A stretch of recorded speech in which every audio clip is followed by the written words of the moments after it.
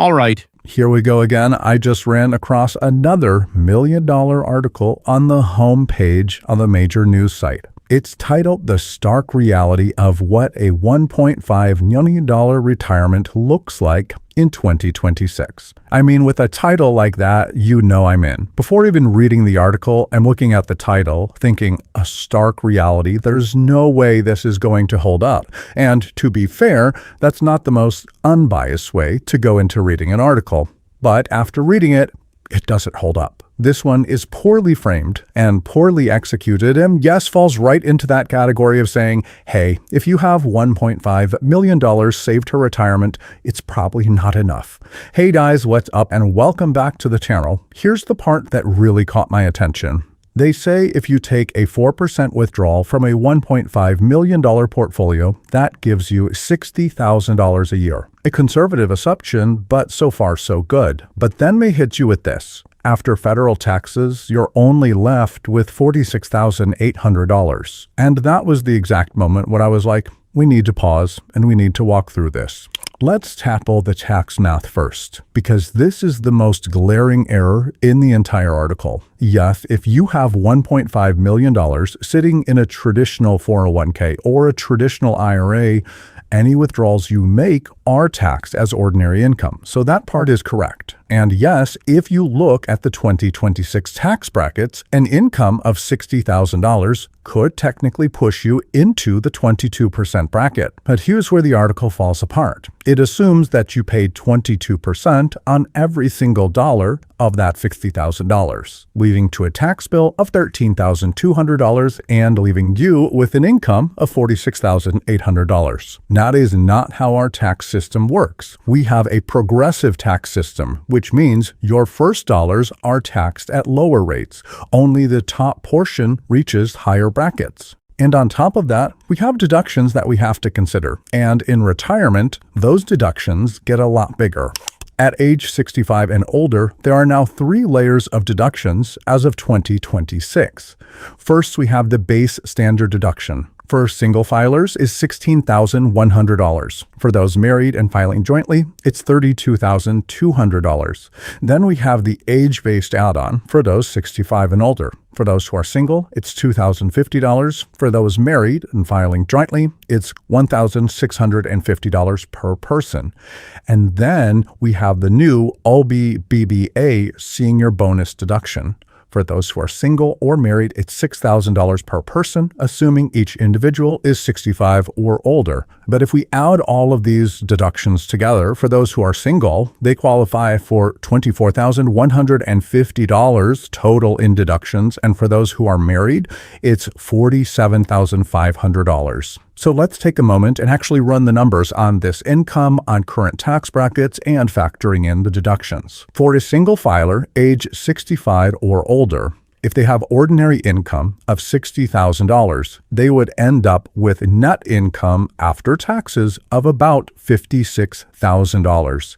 If you look at those who are married and filing jointly, both 65 and older, with an income of $60,000, after considering taxes and deductions, their net income would be just under $59,000. Keep in mind that this new $6,000 deduction for seniors is separate from the standard deduction. So while the article says that a $60,000 income becomes $46,800, in reality, it would be closer to $56,000 or $59,000 depending on your filing status. That's a $9,000 to $12,000 difference right off the bat. And this truly matters. Yes, we're looking at income from a traditional account, so yes, we do have to factor in taxes, but there is a massive difference between what people are being told they'll keep and what they'll actually be able to keep. And this is before factoring anything like Social Security, income strategy, tax planning. So right out of the gate, this article is a little wobbly. Now, could taxes be higher than what we just showed? Absolutely. But for that to happen, we need to have other income sources. And this is something this article completely ignores. If you start to add in Social Security, perhaps a pension or an annuity or even part-time work, yes, these other income streams will stack right on top, and this can absolutely push you into higher tax brackets. But this is the important piece to focus on. If your taxes are going up, so too is your income. Now let's add in Social Security and look at a single household. Most of this individual has $2,000 a month in Social Security benefits. That's $24,000 a year. They have their traditional IRA withdrawal of $60,000. Now their total income is $84,000 pre-tax. Now this is where things get a little bit more complex. Social Security isn't taxed the exact same way as other income. It's governed by something called provisional income, and this determines how much of your Social Security benefit is subject to tax. In simple terms, you don't automatically pay tax on all of it. Only a portion becomes taxable based on your total income. So in this case, with this individual household, a portion of the Social Security does become taxable, and because the total income is now over $75,000, we do start to lose a little bit of that OBBA senior deduction because of the phase-out range. So yes, this does make the tax situation a little bit more complex, but does that suddenly mean it turns into a high tax situation? Absolutely not. So looking at our single filer who is 65 or older with an $84,000 income, their after-tax income would be closer to $77,000. Their effective tax rate is about 8.5%. So what this actually shows is that even after adding Social Security, triggering taxation on part of those benefits and losing a portion of that new senior deduction, we're still paying an effective tax rate of less than 10%. Now let's take this one step further. What if we're not looking at a single retiree and instead we're looking at a dual income household? Let's assume both spouses claim Social Security at full retirement age. Their benefit is $2,000 per month each, so the total household benefit is $48,000 a year, and again, we're making a withdrawal of $60,000 from that traditional account. Now we have an income of $108,000. Importantly, this household does not hit the phase-out range for the new OBBA senior deduction, so they get to keep their full deduction in this situation. But they are in a situation where 85% of their Social Security benefits do become taxable. So let's look at their taxes. For this household, married and filing jointly, their total federal tax bill would be just under $6,000, giving them an effective tax rate of about 5.4%. Let that sink in. This couple has over $100,000 in income, and their tax bill is just under $6,000. That's a lot better than what this article says. This is really the opposite of what this article says. This article said that if your income was only $60,000, you would only keep a little over $46,000. But here we have a married couple who has double that income or nearly double and is still paying a lesser amount in taxes. And the reality is most retirees don't just have one account or one income source. They generally have Social Security, maybe they have a pension, maybe they have an annuity, maybe they have some part-time income, and maybe they have some money sitting in a brokerage account or in a Roth account. So we have a little bit of a more complex picture. All of these different income streams would stack and ultimately increase your income, but it's also important to consider that many of these income streams are taxed in more favorable ways. For example, money sitting in a brokerage account might be subject to long-term capital gains. If we have money sitting in a Roth account, none of those withdrawals are subject to taxes when money comes out. So what we're actually saying here is that households that would have $1.9 million saved up in a traditional 401k or traditional IRA are likely to have more income than what this article suggests and still have a more tax-efficient environment. Now let's talk about withdrawal rates, because this is where the article suddenly shifts the narrative. They suggest that a safe withdrawal rate would be in the range of 3.5 to 4% when looking at a 30-year retirement. Now, to be fair, that's not unreasonable. It is very much in line with traditional retirement planning. But the article goes further. They suggest that you should perhaps consider some part-time work to reduce your reliance on your portfolio in an attempt to drive your withdrawal rate down to perhaps 3%. Now, to be clear, I love the idea of a phased retirement. I love the idea of part-time work early on in retirement if you want to. If this brings you meaning and if it brings you structure, I say go for it, because bringing in another income stream reduces the reliance on your portfolio and yes, can make for a stronger retirement. So I would say a yes to checking a lot of these boxes. But forcing a 3% withdrawal rate? But this is where it becomes highly questionable. There's no data saying that it's absolutely necessary to go down to a 3% withdrawal rate for a 30-year retirement. Could you do it? Absolutely. Would it be safe? Extremely. Is it necessary? Well, the data doesn't support it. If we use forward-looking research, something like Monte Carlo simulations, which tend to be a little bit more conservative and look at a 30-year retirement time horizon, Morningstar suggests a safe withdrawal rate of about 3.7 to 3.9%. And keep in mind, this is a rigid inflation-adjusted withdrawal, no flexibility whatsoever.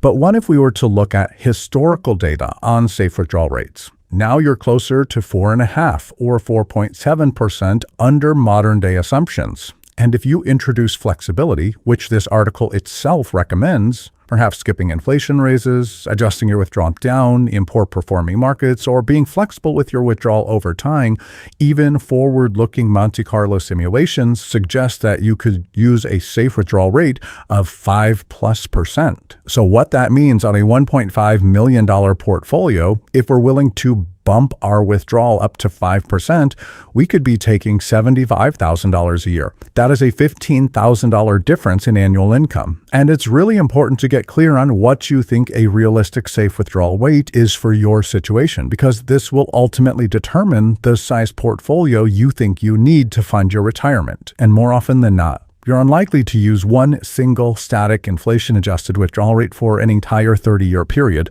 Life just doesn't seem to work like that. Spending just doesn't stay perfectly flat. More often than not, and what the data overwhelmingly shows is that many people tend to reduce their spending in retirement, and this tends to reduce your reliance on your portfolio.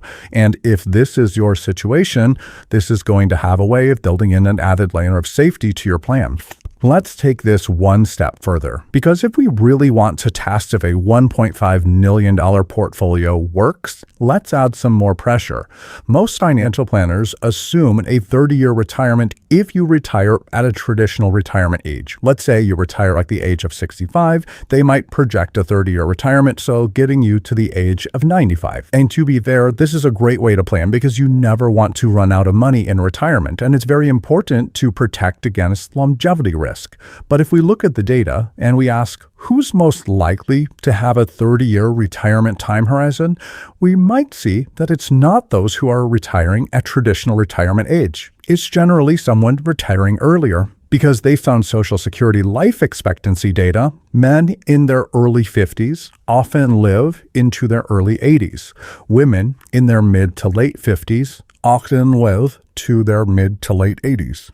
So now let's build a more stressful scenario. Let's assume a retirement age of 55, a portfolio of $1.5 million, all in a traditional account. Our retiree has access to these funds early via the rule of 55, which I do have a full video on and I can link down below if you're interested. They have no other income until Social Security, which they will start at the age of 62, and their benefit will be $1,400 a month or $16,800 per year. Now we're looking at a 30-year retirement timeline. Let's consider a simple bucket approach. Bucket number 1 will cover age 55 through 62. These are your bridge years. There's no Social Security here. The portfolio must cover 100% of your spending. The time horizon is 7 years. Then we have bucket 2 for age 62 and beyond. Social Security will now turn on, and that will give us $16,800 per year, where the portfolio will come in and cover the remaining gap. So how much can this individual safely spend? Well, let's use a flexible spending strategy, not a rigid 4%. A $1.5 million portfolio could reasonably support 4.5 to 5% as a flexible withdrawal rate. That's going to give an income of about $67,500 to $75,000 a year. So for phase 1, ages 55 to 62, let's use a withdrawal rate that's right in the middle here. We'll use 4.7%. This is going to give them an annual income just over $70,000 a year. Now, we are using a conservative drive during this bridge phase. Could we potentially draw more and have it still be considered safe? Absolutely. But for this situation, I want to make this look as conservative as possible and see what our income could realistically look like in a conservative situation. Phase 2, age 62 and beyond, now Social Security kicks in and our portfolio only needs to cover $53,200 as the gap. Now look at what happened with our withdrawal rate. Once we hit age 62, it dropped significantly. Now our withdrawal rate is in the ballpark of about 3.5%. This introduces a great margin of safety for our portfolio and stacks odds in our favor for longevity. Now, it's worth mentioning that this withdrawal rate assumes that our portfolio has maintained its same value, and that is certainly not a guarantee. It often is the case when it comes to applying safe withdrawal rates, but it's certainly not a guarantee. So we have our highest withdrawal pressure early on in the retirement, but once Social Security turns on, that risk meaningfully drops. So even in a more stressful scenario, an early retirement at the age of 55, no income other than the portfolio for 7 straight years, and modest Social Security, this portfolio can still support $65,000 to perhaps even $75,000 a year in annual income. So if we're being generous, this article is clumsy at best. Here's why. Number 1, the tax math is wrong or at least very misleading. It assumes a flat tax on all income, and that is not how progressive brackets work. It ignores all eligible deductions for seniors, and these two factors dramatically increase how much of your income you're going to get to keep. Number 2, it ignores Social Security, and this is a huge miss. Most retirees will have Social Security, which changes the income picture.